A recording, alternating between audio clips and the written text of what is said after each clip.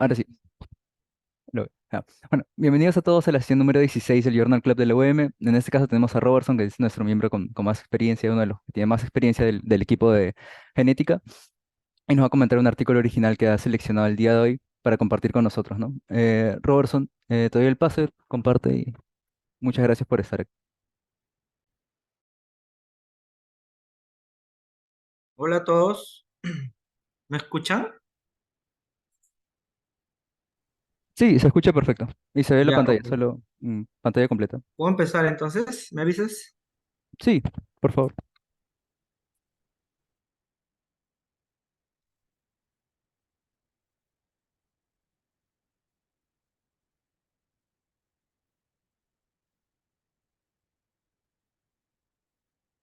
Ya puedo empezar, Sí, sí, Robertson, por favor. Todo tuyo. escucho entrecortado,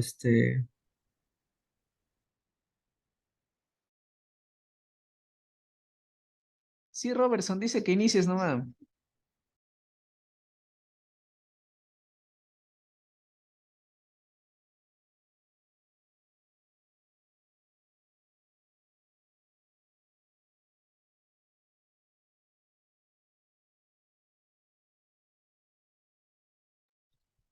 Ah, ah, Pequeñas dificultades, supongo que es conectivitos. Así que se entiende, solo le esperamos unos minutos y espero que vuelva.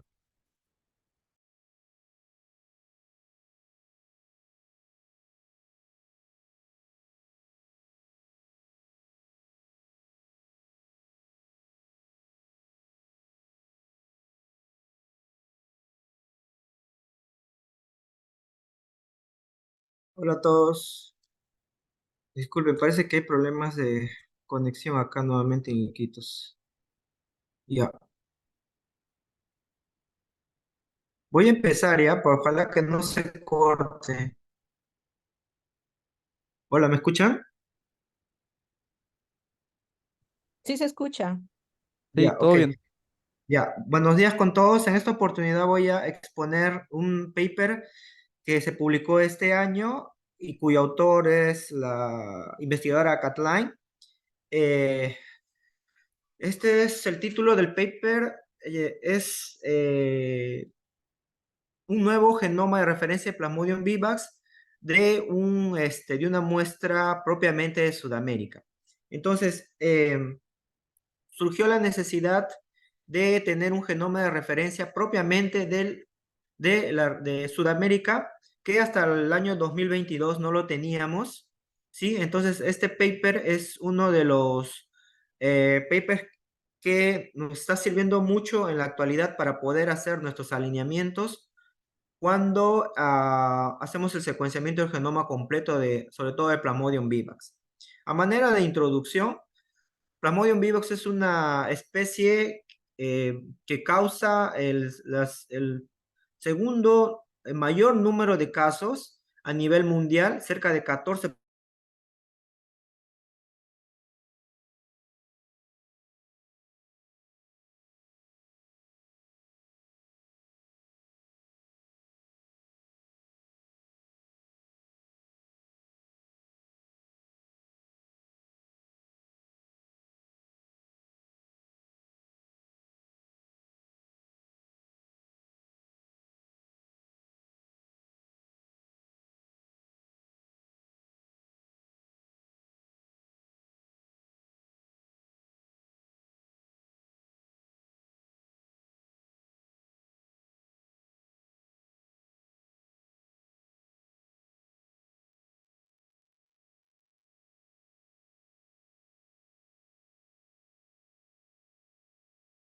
¿Me escuchan? Sí, Robertson, sí se te escucha. Ya, sigo, voy a continuar, disculpen porque el internet está, disculpen la verdad. Entonces, había mencionado que Plasmodium vivax es una especie ampliamente distribuida a nivel mundial, ¿no? En Sudamérica, en Asia, el sudeste asiático, en Oceanía, donde se producen muchos casos de Plasmodium vivax. Entonces, debido a su difícil cultivo que se hace en Plasmodium vivax, es que esta especie ha quedado un poco rezagado en cuanto a los estudios in vitro a comparación de Plasmodium falciparum, ¿no? O sea, la continuidad de mantener los cultivos de Plasmodium vivax hasta ahora sigue siendo uno de los retos para conocer más la biología del parásito. Entonces, Plasmodium falciparum 3D7, que fue la primera cepa en la cual se ha publicado el genoma completo en el año 2002, y en el año recién 2008 se ha publicado el de la cepa de El Salvador por el secuenciamiento por Sanger, ¿no? Entonces, este genoma de referencia tiene muchas limitaciones, como por ejemplo, al momento de hacer su ensamblaje, tuvo mayor de 2000 contins que no han sido alineados de manera correcta. Entonces, este genoma de referencia no está siendo utilizado en la actualidad para hacer alineamiento con muestras de Perú, por ejemplo, o de Sudamérica. Entonces, Sudamérica, los artículos que están saliendo, los genomas que están saliendo, están siendo alineados con dos genomas de referencia, que es el P-Vivax P01, que es de Papua Indonesia, y el P-Vivax W1, que es de Tailandia. Entonces, muchos artículos utilizan estos dos genomas de referencia para hacer sus alineamientos. Pero estos dos genomas de referencia son genéticamente distantes a las cepas de Sudamérica. Entonces, los alineamientos que quizás se estén produciendo cuando utilicen este genoma de referencia quizás tengan sesgo, porque genéticamente nosotros, hablando de genética de poblaciones, conocemos que Plasmodium vivax tiene una alta diferenciación poblacional entre continentes y asimismo una estructuración poblacional que los hace diferente entre los parásitos que circulan en cada continente. Por lo tanto, hay que urge la necesidad de tener un nuevo genoma para específicamente de Sudamérica.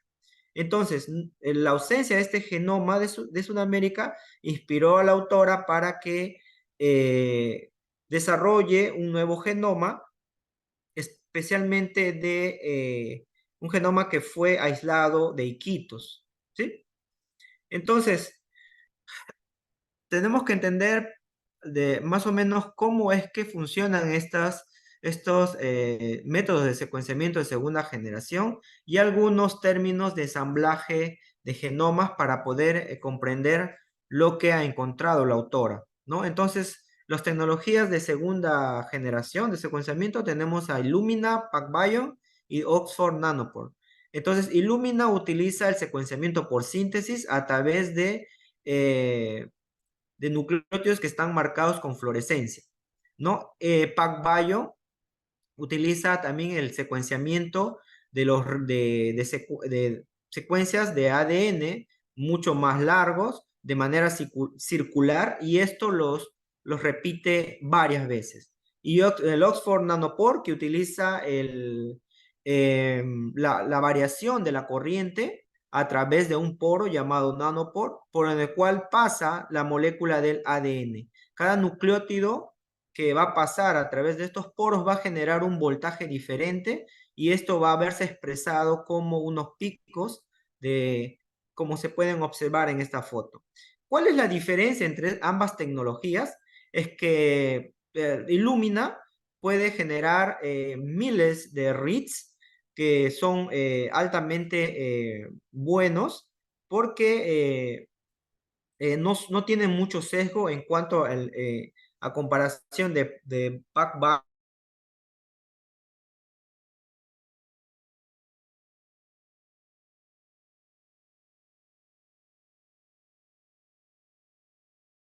a generar estos reads, ¿no? Estos reads que generan Illumina son de muy alta calidad. A comparación de PacBio, que genera reads pero mucho más largos, que aproximadamente tienen 20 kilopares de bases. Y algo aproximadamente lo podemos ver aquí con Oxford Nanopore, que tienen promedio 15 kilopares de base, ¿no? Y son muy similares entre ambas tecnologías de secuenciamiento. Entonces, para hacer un ensamblaje de un genoma, o un genoma de referencia, de preferencia utilizan la tecnología de PacBio, que es de Pacific Bioscience, porque genera reads mucho más largos, ¿no? A comparación de Illumina, que genera unos reads más cortos. Y el problema se acentúa cuando tenemos, por ejemplo, secuencias repetidas o secuencias ricas en guaninas y citosinas, ¿no? Entonces, para esto es más difícil ensamblar cuando utilizamos estos reads cortos, a comparación si utilizamos unos reads mucho más largos. Entonces, cuando hacemos un ensamblaje, es necesario tener en cuenta estos conceptos de qué es un counting y qué es un scaffold. Un counting es simplemente una secuencia de ADN que es conocido y que no contiene regiones o zonas vacías. Luego estos countings se agrupan, ¿sí? Y también generan espacios vacíos, y a todo este conjunto lo podemos llamar como un scaffold. Estos scaffolds son los que ya se van a juntar para armar para ensamblar todo un genoma, ¿sí? Entonces, en base a esto, ¿qué es lo que hizo Kathleen, la autora? Primero colectaron más o menos 22 muestras de sangre de diferentes pacientes dentro de la región, dentro de la ciudad de Iquitos, más o menos de 10 a 20 mililitros de sangre fueron captados con heparina de litio, y la densidad de parasitaria estuvo mayor a 0.1 y una proporción de gametocitos menor al 50%. Entonces, de esas 22 muestras, las muestras codificadas como PB0119, que pertenece a una persona mayor a 18 años que vive en Iquitos, tuvo una infección de tipo monoclonal y la denominó como P. vivapam, que significa Plasmodium vivax peruvian amazon. Este paciente tuvo 1% de parasitemia con un estadio de 90% de anillos. Entonces, a esta muestra es lo que fue secuenciado como genoma de referencia. Pero antes de pasar con el proceso de la extracción y del secuenciamiento, pasaron por un proceso llamado depresión de leucocitos. Lo que consiste simplemente es eliminar a los glóbulos blancos y plaquetas que están en la sangre para eliminar el ADN humano. Entonces, terminado de esto, se trabajó con 100 microlitros de muestra, se extrajo ADN y se removieron fragmentos que sean menor a 3 kilobases a partir de un kit que es de Ampure de PacBio, que utiliza bits magnéticos para poder eliminar estos fragmentos mucho más pequeños y tener fragmentos más grandes, ¿no?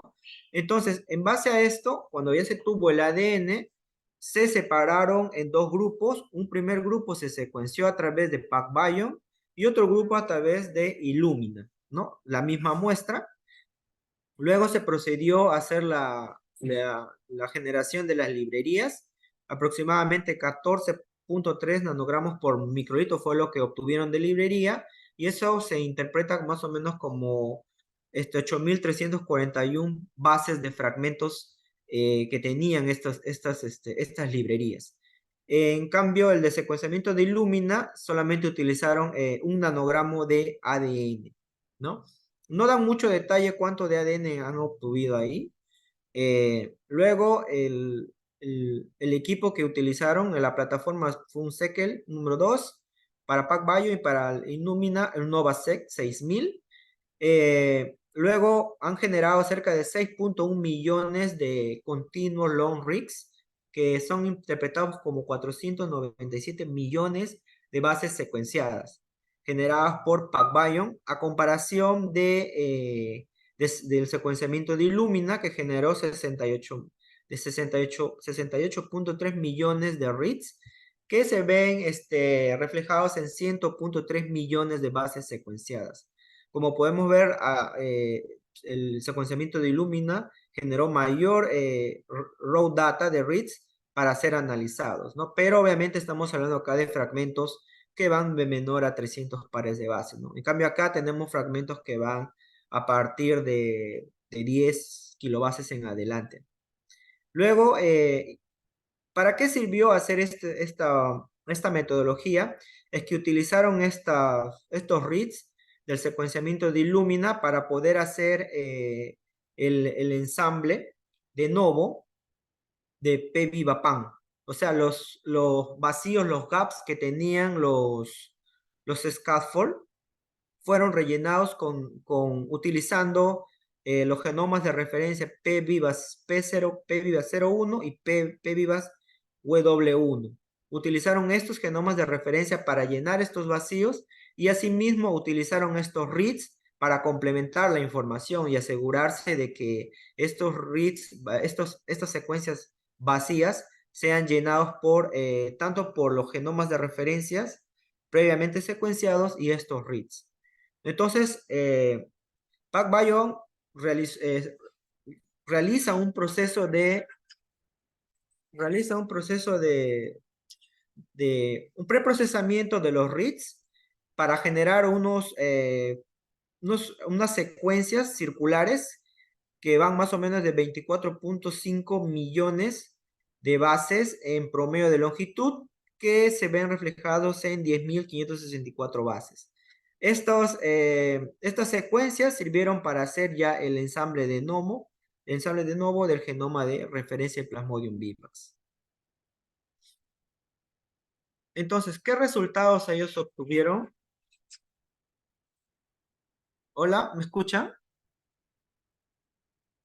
Sí se escucha, Robertson. Ok. Pensé que me había quedado sin internet. Ya, entonces, ¿qué resultados obtuvieron ellos al realizar el, el ensamblaje del genoma? Los han comparado, ¿no? Con P vivas P01 y luego con P vivas W1. Entonces, como podemos ver, cada numerito representa un cromosoma, ¿sí? Y cada cromosoma está separado por la línea de color rojo. Las líneas vacías representarían los gaps que no han podido ser cubiertos por los genomas de referencia, ¿no? Pero lo que podemos ver aquí es que el tamaño de los cromosomas de P. vivax PAN es mucho mayor comparado con P. vivax P01, ¿sí? Y la altura de cada colorcito representaría también un cromosoma y la altura de cada cuadradito representaría la similaridad que tiene entre las secuencias homólogas, ¿no?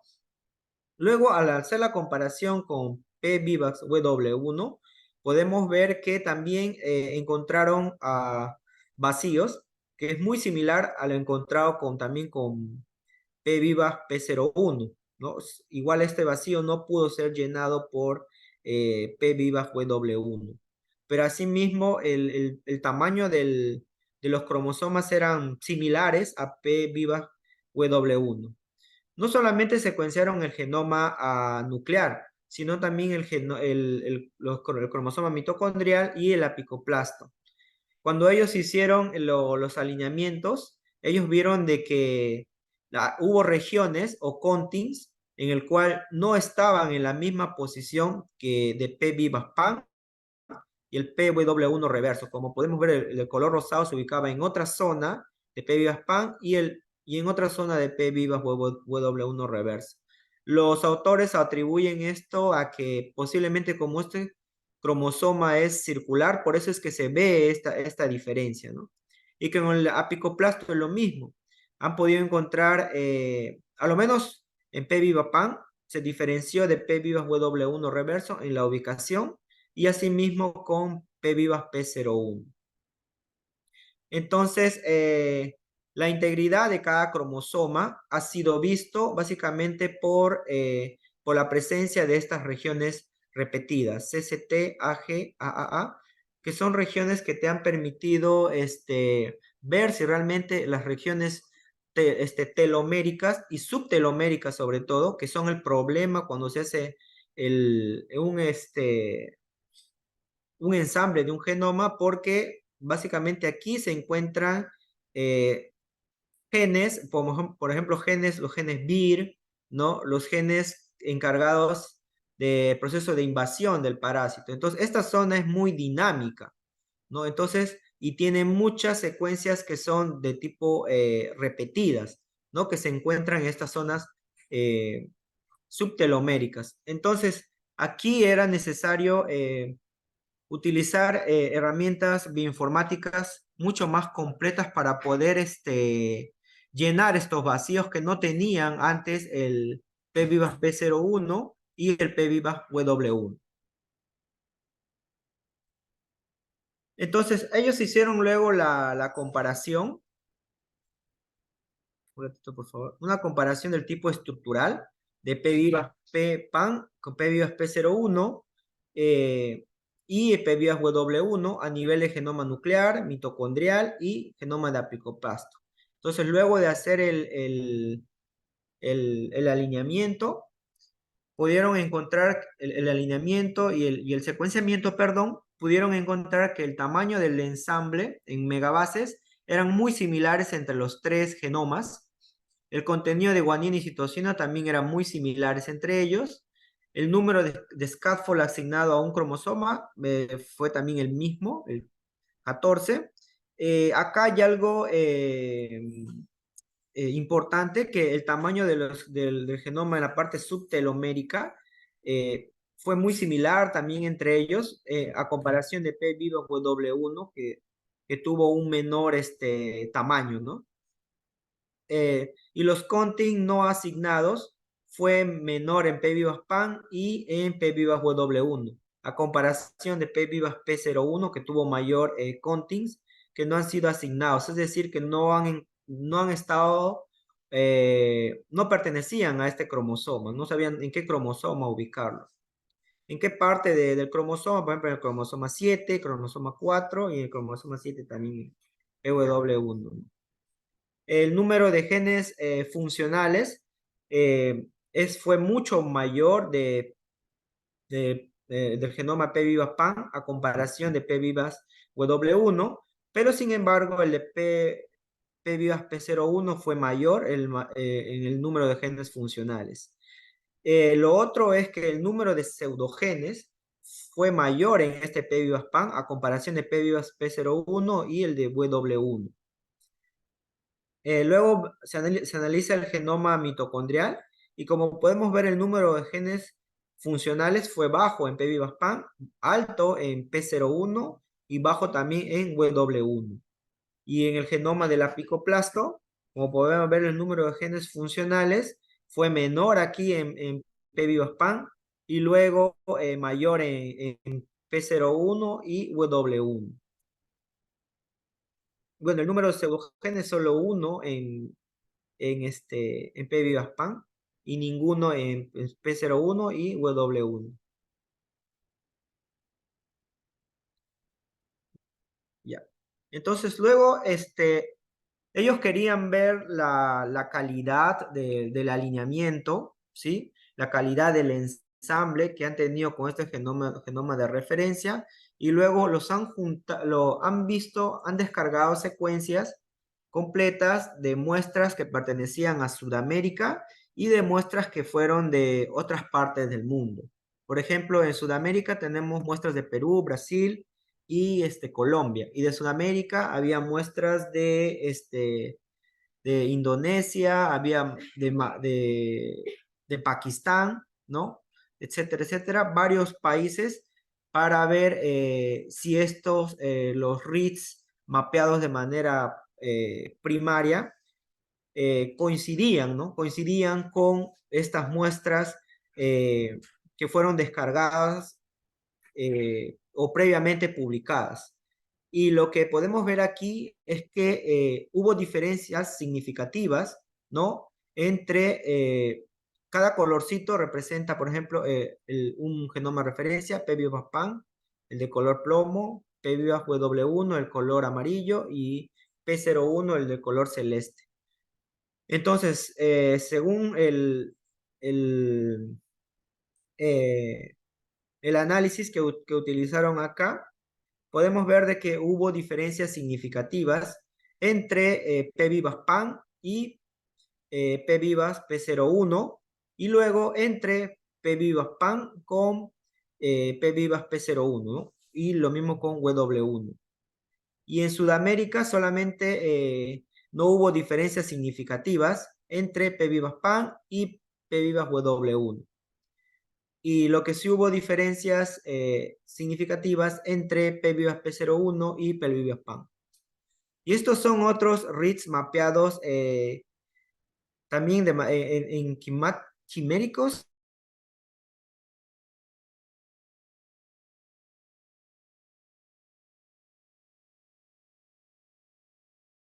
Entre cada genoma de referencia, ¿no? A comparación de aquí, de los de Sudamérica, que no he encontrado diferencias significativas. Bueno, en conclusión, el genoma de referencia de PVIVAS-PAN es el más adecuado para alinear datas de Whole Genome Sequencing de muestras de Sudamérica.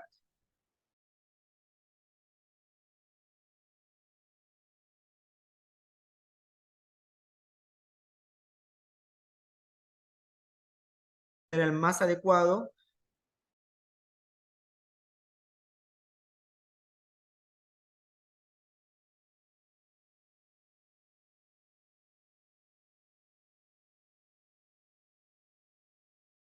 Disculpen, chicos. Un momento.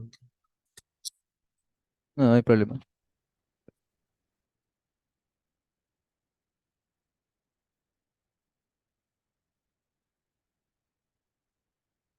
Ya, entonces a manera de conclusión podemos decir, cuando estudiamos estas regiones teloméricas, entonces el PVIVAS-PAN es un adecuado genoma de referencia, y especialmente cuando estamos utilizando muestras de Sudamérica, ¿no? En general, el genoma de referencia de PVIVAS-PAN va a mejorar la calidad de los análisis genómicos llevado a cabo en muestras de Sudamérica, o también si hacemos análisis de genomas teloméricos.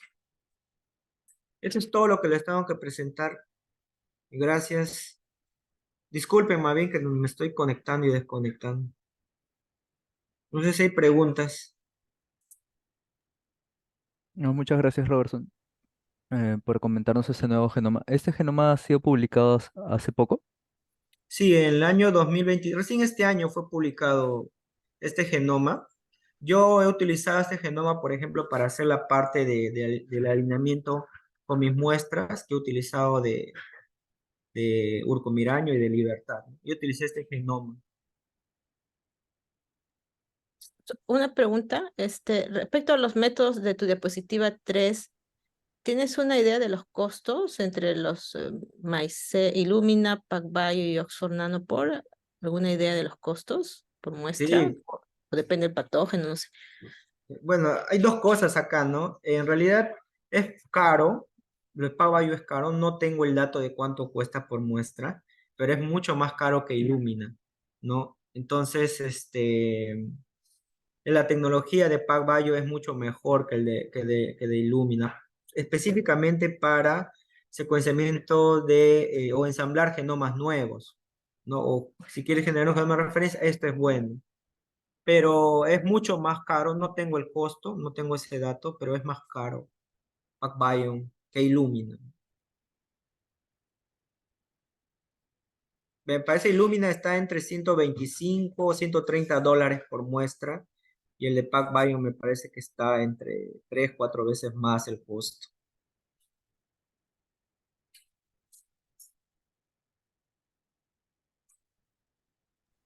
Gracias. Carlos, ¿tenías una pregunta?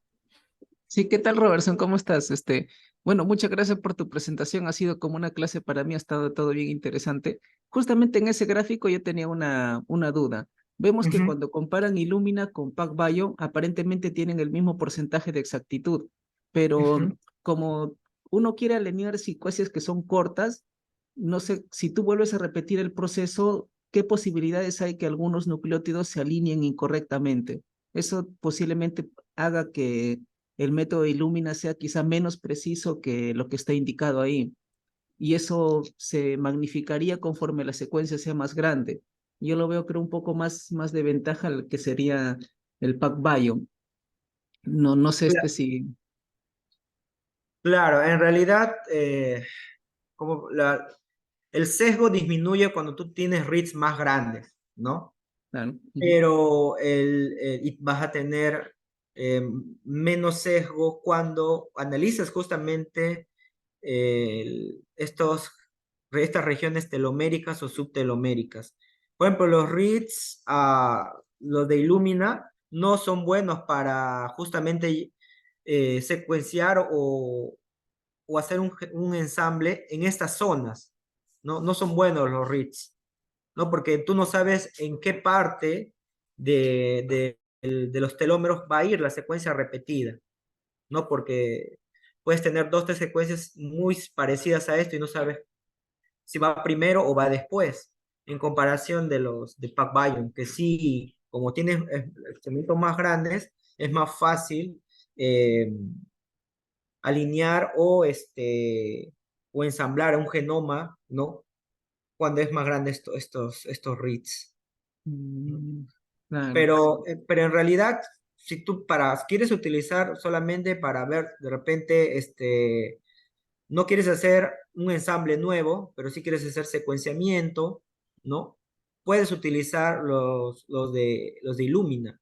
En nuestro caso, hemos utilizado Illumina para hacer secuenciamiento de 36 muestras y, o sea, la cobertura del genoma sí fue adecuado cuando utilizamos los reads cortos, ¿no? O sea, tú puedes tener en una zona X del genoma, puedes tener 5, 6 o 7 reads que están coberturando esa zona, ¿no? En cambio, PacBiome solamente puedes tener uno o dos reads, ¿no? Pero de tamaño grande, que están coberturando esa zona, ¿no? O sea, tienes más como mejor cobertura con PacBiome a comparación de Illumina, ¿no?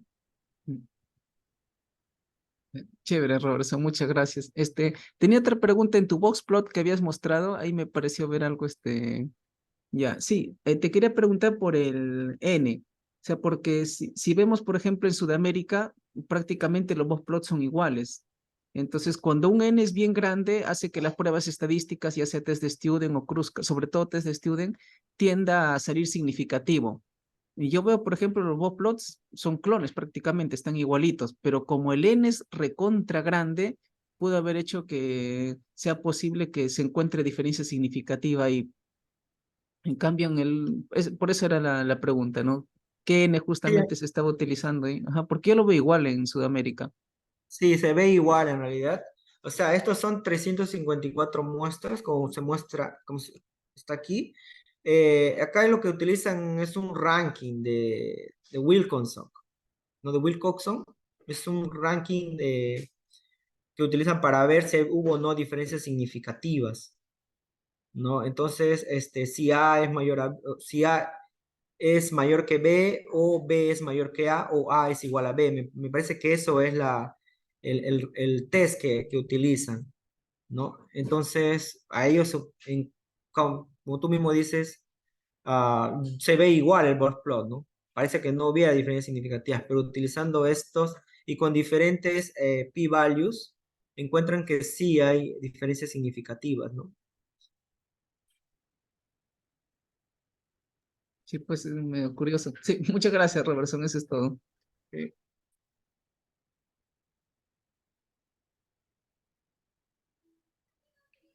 Robertson, Luis, te eh, escucho.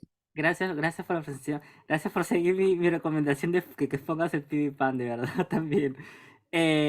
Solamente para complementar lo que dijiste, sí, tampoco tengo mucho.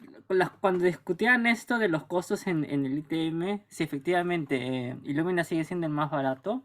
Siempre decían de que, claro, con los años y por el mercado, uno espera de que los costos bajen por competitividad, pero no se sabe cuándo va a pasar eso.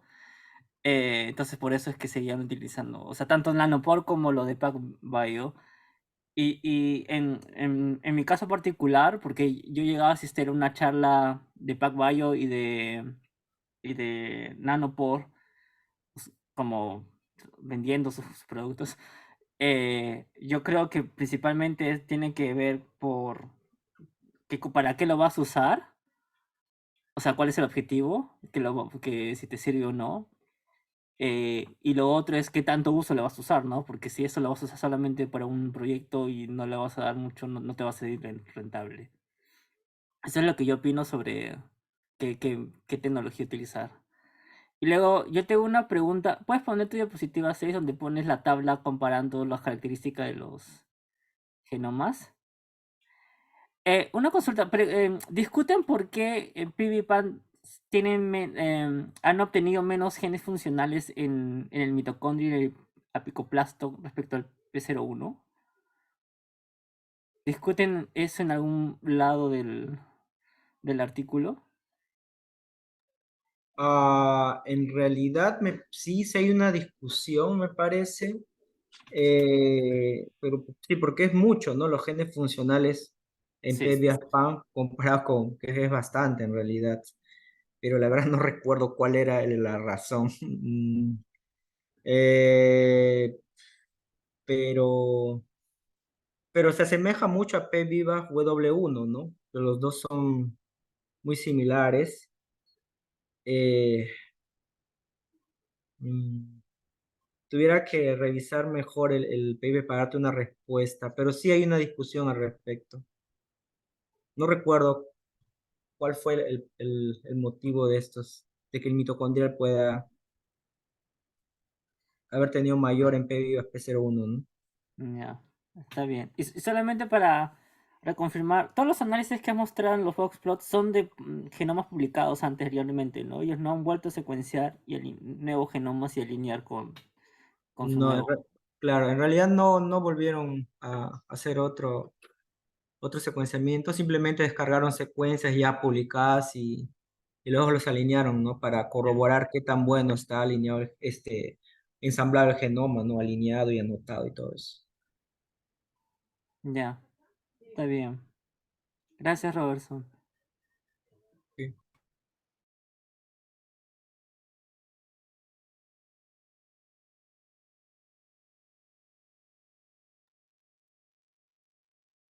Gracias, Robert. Yo tenía una consulta en la alineación del ADN mitocondrial. Comentaste de que eh, discutieron de que podría ser de que la posición de los cromosomas encontrados podría ser la misma dado que son circulares, pero que aún así los han planteado como lineales y que están en diferente posición, pero no entendí el por qué sugerían de que no estaban en la misma posición aún así.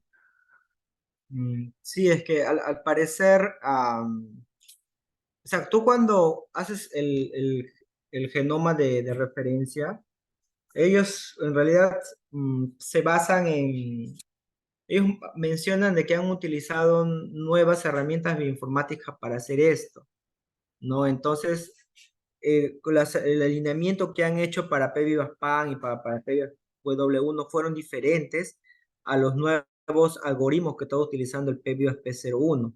Entonces, ellos posiblemente atribuyen a que esos algoritmos todavía tienen que ser totalmente validados, ¿no?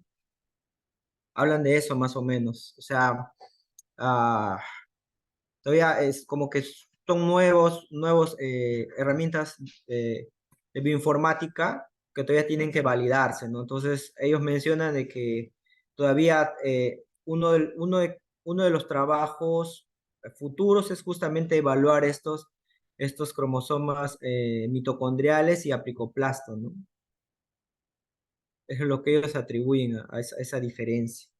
Hay que tener cuidado, pero que se debe validar la nueva herramienta bioinformática. En realidad hay mucha bioinformática de por medio, varios programas que no los he mencionado para no aburrir, pero sí hay mucha bioinformática eh, en la parte de atrás, mucha estadística y probabilidad cuando se hace un alineamiento, pero un ensamblaje.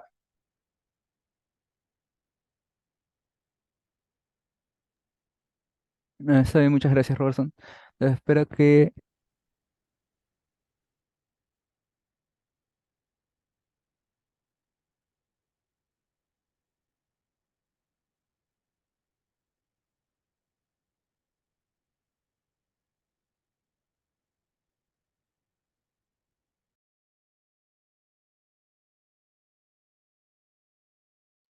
¿Hola?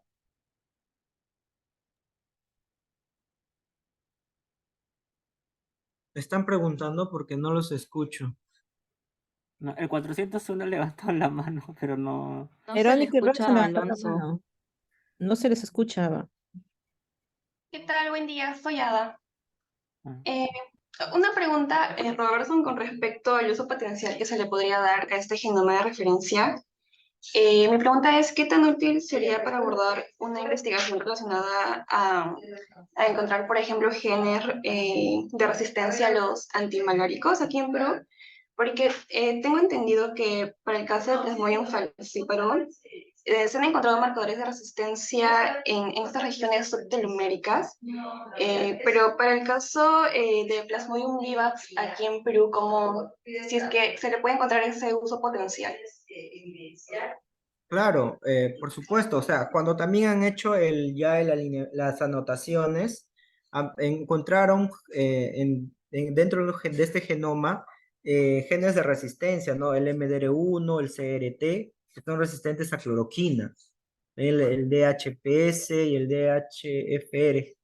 Son genes de resistencia que estaban presentes tanto en PVIVAS-PAN como en PVIVAS-P01 y el PVIVAS-W1. O sea, si tú quieres ver si hay mutaciones de resistencia, podrías utilizar este genoma que ha sido publicado, ¿no? O sea, sí están presentes en este genoma. Es lo que hace mención el artículo.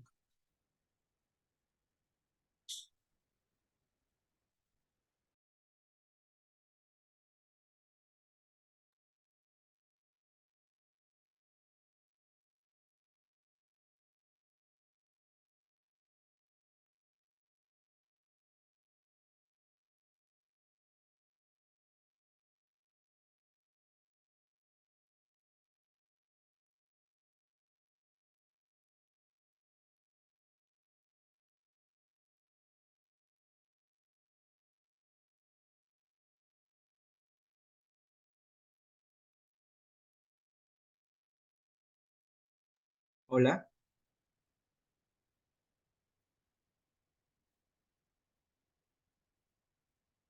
Si no se te escucha, Alonso.